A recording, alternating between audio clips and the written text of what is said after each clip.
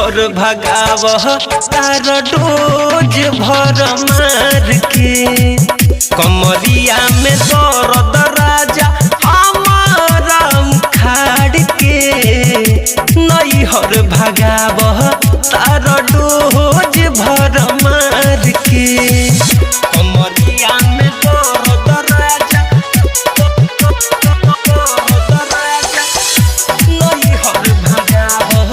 तार डोज भर मार के। आप सुन रहे हैं अमित पटेल की आवाज में।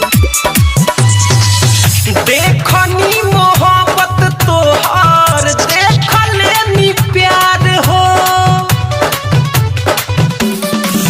हाँ झूठा हूँ के मोरा तारा हम पे भतार हो पहला पराया अपन बना के भूल गइल प्यार के कमरिया में दर्द सैया कमरिया में दर्द सैया हमारा उखाड़ के नई हर भगाव तार डोज भर मार के कमरिया में दर्द राजा हमारा उखाड़ के नई हर भेजाव तार डोज भर मार के डीजे विकास लीगा सीतामढ़ी। कमरिया में दर्द सैया presented by lovely film production.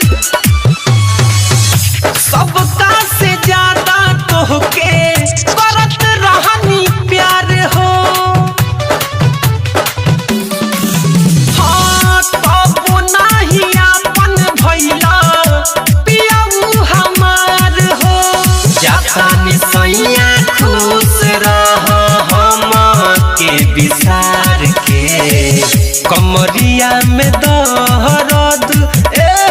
राजा कमरिया में दर्द सैया हमारा उखाड़ के